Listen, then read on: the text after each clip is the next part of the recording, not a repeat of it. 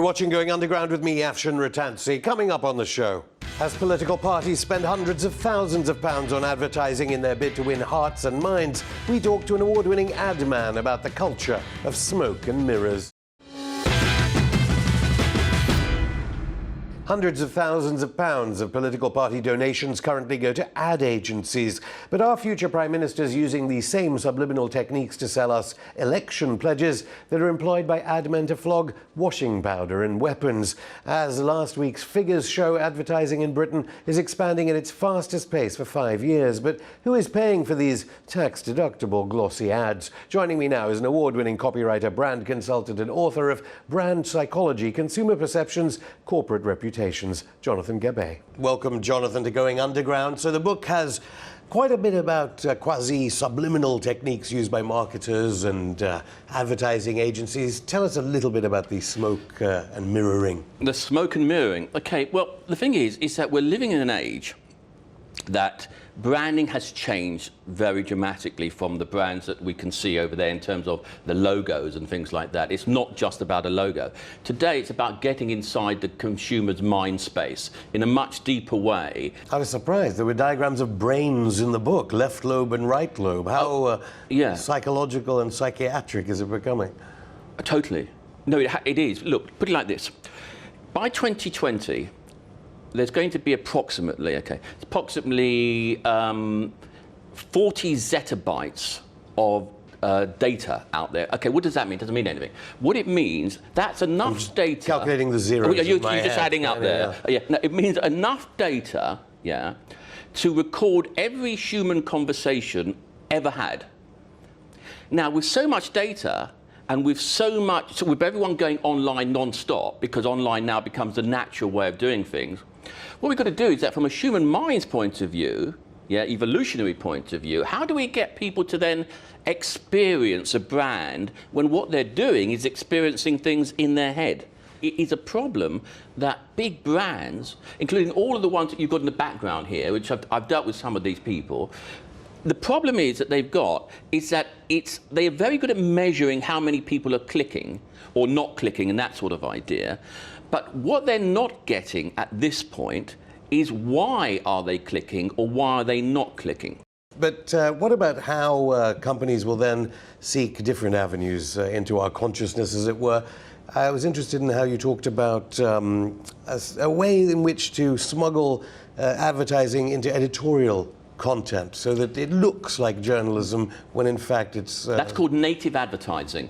Now, it's been proven, I've actually reading something from America last week on this, funnily enough, and it's been proven now that banner adverts, traditional banner adverts, people really are not looking at them, okay? So what's happening... It's a bit of a waste of time of a multi-billion-dollar industry, but yeah. Well, but it's because we're becoming immune to the whole thing. This is why the psychology is so really important. And so what's happened is that with native advertising, the good news is there's native advertising, which is going to be a piece of editorial, usually in a little box or something, that's going to have something that looks like it's got something to do with what you're reading in terms of the official bona fide website. And then you go into it, and actually it leads to something which is a commercial venture rather than something else.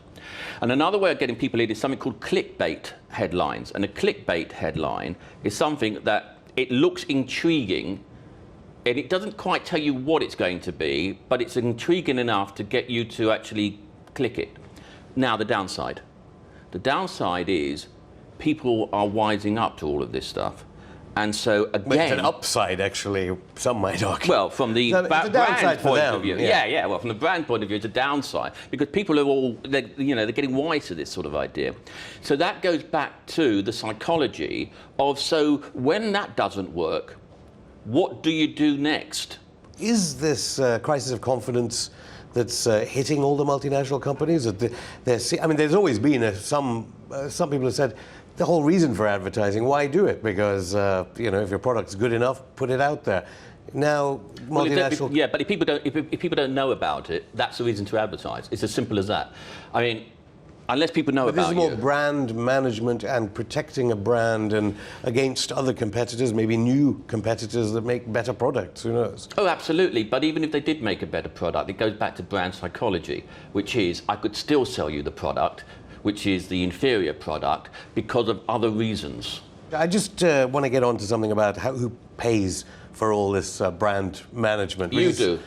We're paying for it. I mean, there's also a tax deduction you are they paying get for it. on the top of the price of all these Well, products. you have to. I mean, someone's twice. got to pay for it. There's always a cost. What about these techniques being used to market foreign policy, wars, let alone the arms companies that benefit from the wars? Sometimes, in fact, more often than not, you know, people aren't. No one wants to, including me. No one wants to ever go to war for any reason. Okay, but how do you sell a war? Well, some people do actually. Arms companies probably quite enjoy wars and make quite a lot of money out of them. Yeah, we're absolutely, they're okay. But most people, the ordinary guy in the street, we don't want to go to war. But what this is about how do you get into people's mindset in terms of getting them to believe in a cause.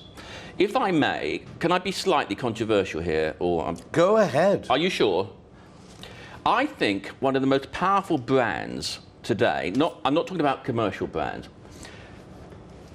one of the most powerful brands today, I think, is ISIS as a brand. And I tell you why. I can tell you, first of all, I have nothing to do with ISIS. I don't want anything to do with ISIS. Nor does anyone here. Exactly. But I think everyone's familiar with the use of audiovisual techniques. Exactly. But it's more than that, because what brands are selling today, they're not selling just the product or the service. What people are looking for is a cause. Yeah. Now, someone like that is giving people a cause, and we know about these terrible stories about youngsters joining up ISIS and so on and so forth. But what they've got right is that they've got the cause over there, in there. And what's really fascinating to me from a brand psychologist point of view is that is their interpretation of something, because they're not actually saying, and this is definitive. Because there's another guy who will say, well, no, this is a different interpretation of something, but yet it's being packaged in such a way that it's giving people a cause. Hope is the best product of all, because hope is that by, say, for example, I'm going to buy an Apple Watch or whatever it might be.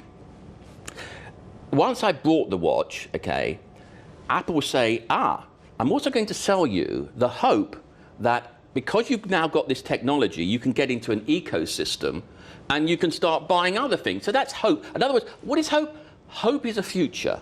Hope is going further. Okay, well, some people might say this is a horrible distortion of what it is to be a human being. How can human beings destroy that pyramid as constructed by these multinational companies that are all interconnected, whether it be in the New York Stock Exchange or London Stock Exchange? How can we actually break that pyramid and become more authentic as individuals who use ideas like hope and so on in something that's more valuable collectively?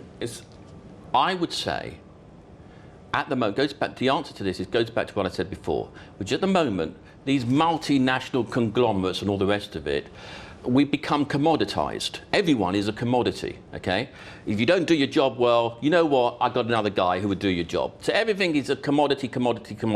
So we're becoming number crunching. Because at the moment, what they're doing is that they're not thinking about the human aspect of the whole thing. They're not making it, they're not humanizing it, if you wish. They're not making it authentic. But that's still using these principles to sell more goods. No, I'm introducing these principles. That's the whole point. It's because at the moment, people are slavishly just going by the numbers, yeah? It's a bit like a television program, yeah? Do we keep the program or don't we keep the program? Well, did we get enough people watching the program? Yes or no? And if we got enough people, we get the advertisers and it goes in. Jonathan Gabay, thank you. My pleasure.